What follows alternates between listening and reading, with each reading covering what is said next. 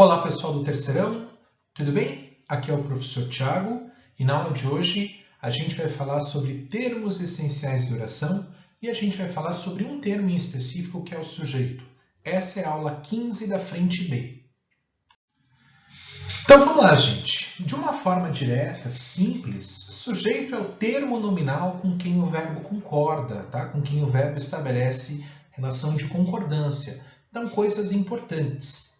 O sujeito é um termo nominal, ou seja, o verbo não pertence ao sujeito. O verbo, numa oração, ele pertence a um outro termo essencial, que é o predicado. O sujeito é um termo composto exclusivamente por nomes, ou pelo menos que tem como núcleo um nome ou um pronome que o substitua. Beleza? E a maneira mais simples e direta, portanto, de se identificar um sujeito de uma oração é perceber com quem o verbo estabelece concordância.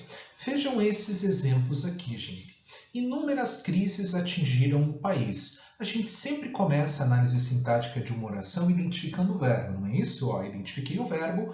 Para identificar o sujeito é simples. É só identificar o termo com quem o verbo concorda. No caso aqui, inúmeras crises, né? Crises aqui, gente, funciona como núcleo do sujeito e inúmeras funciona como um adjunto adnominal do sujeito. É um termo satélite, né? É um termo que acompanha o núcleo, beleza? Bom, segundo exemplo, o país foi atingido por inúmeras crises. Aqui eu tenho uma perífrase verbal, não é isso? Foi atingido, que concorda com o país. Eu não trouxe esses exemplos à toa, tá, gente? Esses exemplos aqui são a prova de que aquela definição de que o sujeito é o termo que exerce a ação está incorreta. Por quê? Porque o sujeito nem sempre é agente. Primeiro que nem todo verbo explicita uma ação, né? Existem verbos aí que explicitam fenômenos, outros verbos explicitam estados, não é isso? Mas veja só, a gente tem sujeitos que são agentes, como é o caso desse primeiro exemplo aqui, né? As crises atingem, mas a gente tem sujeitos que são pacientes. É o que ocorre na voz passiva, o país foi atingido, não é isso? Portanto, gente, sujeito é o termo com quem o verbo concorda, não importa se ele é agente ou paciente, beleza? Nessa segunda oração, temos mais uma coisa interessante. Perceba que aqui, né, inúmeras crises continuam atingindo o país. O sentido dessas duas primeiras orações ele é muito parecido do ponto de vista semântico, né? A gente tem aqui algo que é muito próximo, não é isso? E quem são inúmeras crises? Qual o papel sintático de inúmeras crises? Veja que inúmeras crises não é sujeito dessa segunda oração, mas continua sendo agente, não é isso? Continua aí agindo, não é isso? Por isso a gente chama inúmeras crises aqui de agente da passiva, beleza? Outra coisa importante, muita gente acredita que o sujeito é o cara que vem sempre antes do verbo, e isso não é verdade, moçada. Aqui, no exemplo de número 3, a gente tem aquilo que nós chamamos de ordem indireta.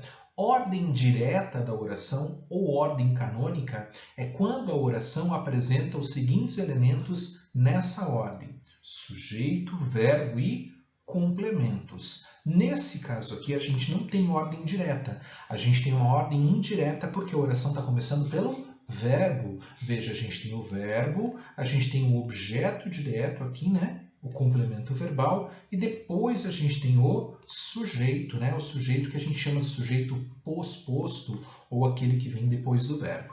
Tudo bem? Beleza? Então, muito simples identificar o sujeito numa oração. Sujeito é o termo com quem o verbo concorda. É o termo nominal com quem o verbo concorda. E quais seriam os tipos de sujeito? Vamos lá, gente. Primeiro, sujeito determinado simples. O que é um sujeito determinado? É aquele que a gente consegue identificar, tá? Isso é um sujeito determinado. E simples é o sujeito que tem um núcleo só, beleza? Aliás, em gramática, normalmente esse termo simples, ele se refere àquilo que tem uma coisa só. Por exemplo, o que é um substantivo simples? É aquele que é formado por um único radical, não é isso? O que é um substantivo composto? É aquele que é formado por dois ou mais radicais. E o que seria um sujeito simples? É aquele que tem um único núcleo. Gente, aqui o sujeito é as crianças, tá? Mas tem um único núcleo que é crianças, ok? Beleza? Nesse caso, eu determinei o sujeito. né? Crianças é o sujeito, identifiquei o sujeito, e tendo um único núcleo, ele é um sujeito simples, diferente do que acontece quando há sujeito composto. Veja só esse exemplo aqui, ó. Aqui eu tenho uma oração que tem um sujeito com 3 núcleos. Reuniram-se, concorda aqui com alunos, concorda com professores e concorda com pais. Portanto, eu tenho um sujeito composto porque ele tem mais de um núcleo. Tudo bem? Então, bem simples, aqui também, claro, o sujeito determinado, sempre que eu identifico o sujeito, ele é determinado, tá? Então, no primeiro caso aqui, determinado simples, e aqui composto quando ele tem 2 ou mais núcleos. Vamos lá, continuando com os tipos de sujeito. O que é um sujeito determinado elíptico, ou oculto, ou desinencial? Pessoal, quero chamar a atenção de vocês para o seguinte, ó. O sujeito elíptico, oculto ou desinencial, ele também é determinado. Veja esse exemplo. Como estudaremos para a prova sem os livros? Ó, o verbo está aqui em negrito, ó. Estudaremos. Quem é o sujeito? Pessoal, o sujeito não está explícito aqui. O sujeito está implícito. O sujeito está em elipse. O que é elipse? A supressão de um termo que fica subentendido pelo contexto. E aqui é óbvio, é evidente que o sujeito é nós. Mas, professor, como é que nós chegamos a essa resposta simples, gente? O sujeito é o termo com quem o verbo concorda. E, ó, estudaremos é a forma da primeira pessoa do plural do verbo estudar. E a primeira pessoa do plural é o pronome nós, não é isso? Por isso, gente, que esse tipo de sujeito também é chamado de desinencial. Por que ele é chamado de desinencial? Porque nós identificamos esse sujeito a partir das desinências verbais. O que são desinências? São esses elementos morfológicos que identificam tempo verbal, modo verbal, pessoa e número. No caso aqui, a gente sabe, né, que estudaremos é o futuro do presente do verbo estudar, ó, tempo e modo, conjugado na primeira pessoa do plural. Tudo bem? Então, aqui nós temos as desinências modo temporais, número pessoais. Ok? Então, esse sujeito elíptico, porque ele está em elipse, não é isso? Ele é oculto, porque ele não aparece na oração de forma explícita, e ele é implícito, porque ele também não está explícito, beleza? Agora, perceba que nós determinamos quem é o sujeito, né? O sujeito é nós, por isso lembrem, gente, sujeito oculto é determinado. Pessoal, muito cuidado com o sujeito indeterminado. A gente só tem sujeito indeterminado quando eu sei que a oração tem o sujeito, mas eu não consigo determinar, eu não consigo identificar quem é esse sujeito. Vejam esses 2 exemplos, esses 2 casos de sujeito indeterminado, tá? Roubaram meu carro ontem. Ó, a gente está usando aqui o verbo na terceira pessoa do plural. No entanto, gente, ninguém quer dizer aqui que mais de uma pessoa roubou seu carro. Pode ter sido, claro. No entanto, quando você usa a terceira pessoa, a intenção aqui é dizer, olha, alguém que eu não sei dizer quem roubou meu carro ontem. Não é isso? Professor, bateram na porta. Ó, alguém bateu a porta. Beleza? Então, nesse caso, eu sei que existe alguém associado ao verbo, no entanto, eu não consigo determinar. É diferente do sujeito oculto, mostrado ao sujeito oculto, elíptico, desinencial, ele é determinado, como nós vimos aí no slide anterior. Tá bom? Outro caso em que há sujeito indeterminado é quando, gente, o verbo está na terceira pessoa do singular, acrescido do pronome CO. Discutiu-se sobre o aumento do preço da gasolina, quer dizer, alguém que eu não sei dizer quem, né, que eu não consigo identificar, discutiu, ou um grupo de pessoas discutiu sobre o aumento do preço da gasolina. Alguns de vocês talvez olhem para essa oração e digam o seguinte, professor, será que aqui a gente não tem a voz passiva, aquela voz passiva sintética? Ó, o aumento do preço da gasolina foi discutido? Na verdade, gente, não. A gente não consegue aqui trazer essa oração da voz passiva sintética para a analítica por uma razão muito simples. Aqui nós não temos voz passiva. O aumento do preço da gasolina tá? Funciona como o objeto indireto desse verbo aqui, ó, que é um verbo transitivo indireto, tá? Quem discute, discute sobre alguma coisa. Professor, por que não é sujeito? Gente, lembrem disso aqui, ó, o núcleo do sujeito ele nunca é introduzido por preposição, que é o que está acontecendo aqui com o aumento da gasolina.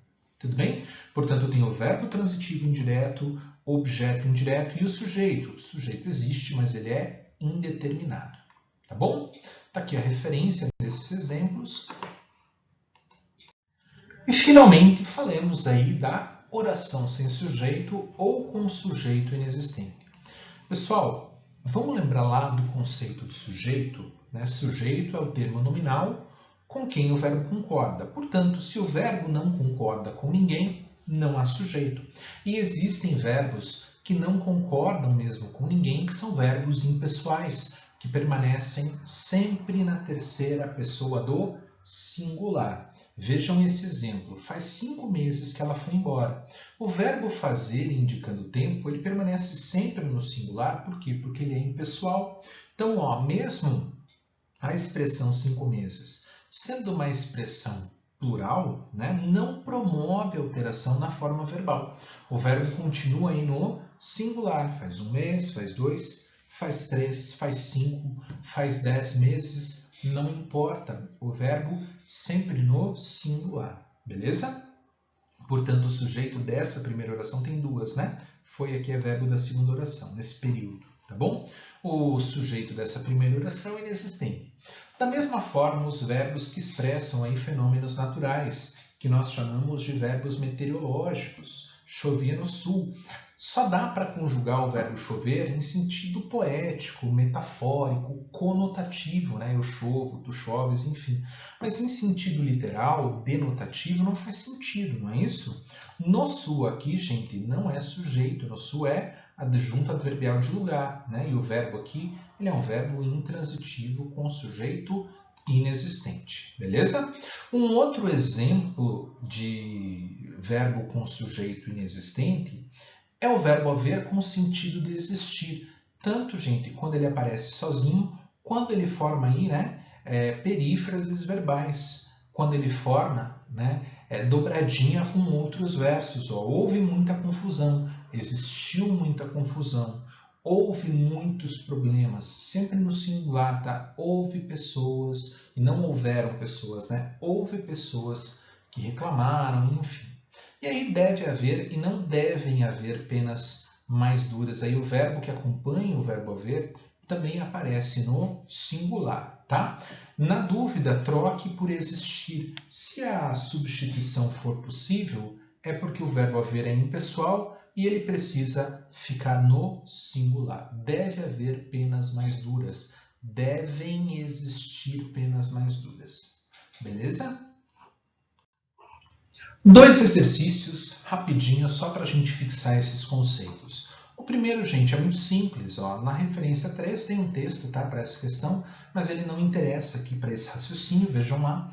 Lê-se o seguinte. São 3 as regras mais necessárias para a leitura. Ó, gente, essa oração está em ordem inversa, né? Não está em ordem direta. A ordem direta é sujeito, verbo e complementos. Essa oração ela começa pelo verbo. Ó. São 3 as regras mais necessárias para a leitura. Se fosse uma regra, esse verbo deveria estar no singular. É a regra mais necessária. São as 3 regras mais necessárias, ou são 3 as regras mais necessárias. Regras aqui, gente, é núcleo do sujeito, né? O verbo está concordando, portanto, com regras, não é isso? A gente tem um caso de sujeito posposto. Ó. As regras mais necessárias para a leitura são 3. Aí fica mais simples, né? A gente identificar o sujeito. Tudo bem? Tudo isso aqui é o sujeito, gente. As regras mais necessárias para a leitura. No entanto, o núcleo é regras. Beleza? E aí? Segunda questão do Instituto Federal do Mato Grosso. Vejam lá.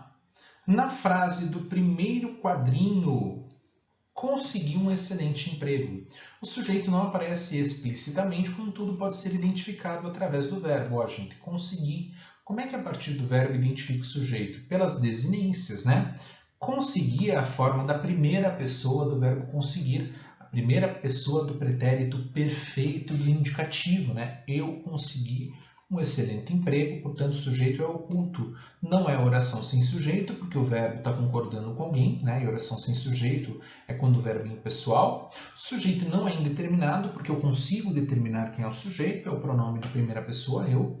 Ele é oculto, como nós vimos, ele é oculto e determinado, ele não é sujeito inexistente, e ele também não é composto, né? Uma vez que aqui é um único núcleo. Beleza? Qualquer dúvida, gente, deem um alô lá pela plataforma. Bons estudos. Tchau, tchau.